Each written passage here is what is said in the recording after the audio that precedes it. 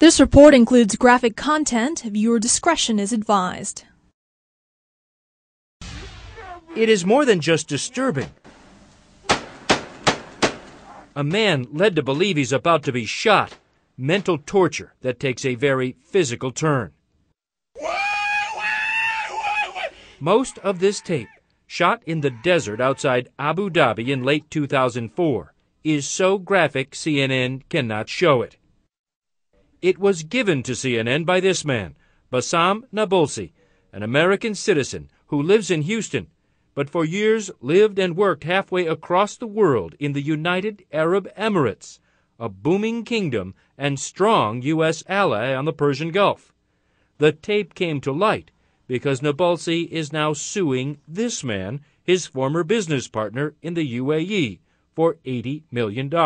We were buddies. He swore to look after my family in case something happened to me. That buddy and business partner was Sheikh Isa bin Zayed Al Nahyan, and while he is not part of the government, his family rules the United Arab Emirates. His half-brother is the crown prince. Sheikh Isa bin Zayed Al Nahyan is also the torturer on this tape. Look, that torture was known to his family. The government knew about it from day one. The government knew exactly what happened. They're looking away because he is part of the royal family. The torture continues with the assistance of a private security guard who holds the victim down. The sheikh stuffs the man's mouth with sand and on several occasions orders the cameraman to get closer. Over the next 45 minutes, the man is subjected to electric shocks from a cattle prod. His genitals burned, and he is repeatedly beaten with a nailed board. The torturer demands salt to be rubbed into the wounds. Screams of pain as the victim is brought to the brink, and at the end, an SUV is actually driven repeatedly over the barely responsive man, a grain dealer accused of stealing. How much money are we talking about here? It's nothing more than maybe $5,000. The video was shot by Nabulsi's brother, who also worked for the sheikh. Nabulsi says the sheikh ordered his brother to make it. After seeing the tape, Nabulsi says he confronted the sheikh, telling him he must not be a God-fearing person. Nabulsi says that is when the sheikh turned on him. In his lawsuit, Nabulsi claims security officers working for the sheikh ransacked his home, demanding that torture video back. But by this point, Nabulsi had smuggled the tape out of the country. Shortly afterward, Nabulsi was arrested and ultimately convicted on drug charges. And in jail, Nabulsi says, he too was tortured and humiliated by United Arab Emirate police, who demanded he return the tape. It was a lot of humiliation. And if I can, I really don't like to talk about it. The government of the UAE says Mr. Nabulsi was in no way mistreated during his incarceration. The tape has become evidence in Nabulsi's Houston lawsuit to bolster Nabulsi's claim that he too was tortured. The Sheikh's Houston attorney confirmed that this is indeed Sheikh Isa on the tape and said the conduct on the tape, of course, is inexcusable. But the attorney goes on to say the sheikh has been unduly defamed by the entire incident and that the man tortured in the desert was investigated by police for theft and bribery in the farming operation. And in a statement, the lawyer said that Nabulsi kept the video from the media while his lawyer was asking for money, a claim Nabulsi's attorney denies. The government of the United Arab Emirates said it investigated the torture incident and found all rules, policies, and procedures were followed correctly by the police department. The review also concluded that the incidents depicted in the videotapes were not part of a pattern of behavior. Nobody will dare say this is wrong. In our own country, they are the supreme law. They are the supreme law. On the torture tape, little is heard from the grain dealer besides screams, pleading, whimpers. Eventually, he confesses to the theft, but then the sheikh accuses him of lying, and the torture continues. Amazingly, this grain dealer survived, As far as the United Arab Emirate government is concerned, quote, the parties involved in the incident settled the matter privately by agreeing not to bring formal charges against each other.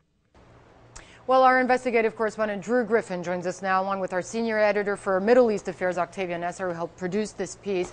Drew, I've got to ask you first, there's a new development regarding the release of this tape. What is it from the UAE? Well, we've been seeking comment from the UAE, and their comments seem to keep changing. The latest one that we got today was a little stronger, and they now say, according to the Human Rights Office of Abu Dhabi, that they unequivocally condemn the actions on this change. And as you said in the intro, Hala, they are now going to investigate this, actually re-investigate this, because 4 years ago we were told, originally, that the police did investigate this.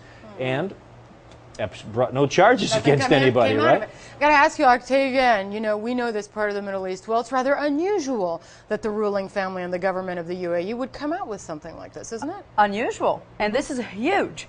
Just think about it. 4 years ago, they investigated this tape. They had their statement. When we asked them last week, they gave us a statement basically saying that the story is closed. They're done with it. So for them to come back today and issue this statement basically condemning the actions on the tape, you don't hear any condemnation of the Sheikh himself or his actions. And also they're saying they're investigating because they believe that there are some human rights that were abused on the tape. Now, Drew, we are going to read out actually word for word the statement just to give the UAE side of the story and their reaction to the release of this story. Can we put that up? There we have it. We will conduct a comprehensive review of the matter immediately and make its findings public at the earliest opportunity. The events depicted on the video appear to represent a violation of human rights, and therefore these events should be fully reviewed. And I believe that's the end of it. Yeah.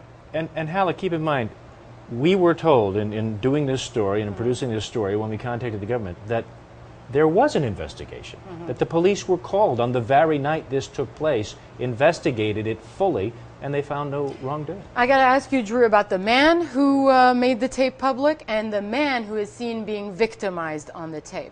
What is the motivation of the man who brought this tape He was forward? the business partner of the Sheikh. He has now been deported from the country. His business partnership has been severed, he says unfairly, and he believes he is due $80 million in lost revenue from that partnership agreement with the Sheikh. He was clearly in business with Sheikh Issa. He's suing at this point? He is suing, and he's suing in Houston because that's where the two men met, and that's where some of their business deals were formed. All right. What important to say, the lawyer for Sheikh Issa sent us a statement yesterday saying that he's questioning basically why this man would hold on to the tape for all these years, and while his lawyer said, according to the Sheikh's lawyer again, why his lawyer was asking for money in return. And I've got to ask you this about what this says about the sort of the culture in the Gulf region. This is forcing, this type of tape, the release of this, forcing that country to look at itself in a way, right? It is, and it is looking at itself. I mean, by just looking at the statement they released today, they are looking at themselves. But at the same time, the claim by Nabilsi that this is a royal family that's covering up for a brother, when they don't mention the name in the statement, when they don't condemn his actions in the statement, that leaves you to believe that maybe they're looking at themselves, but they're not there.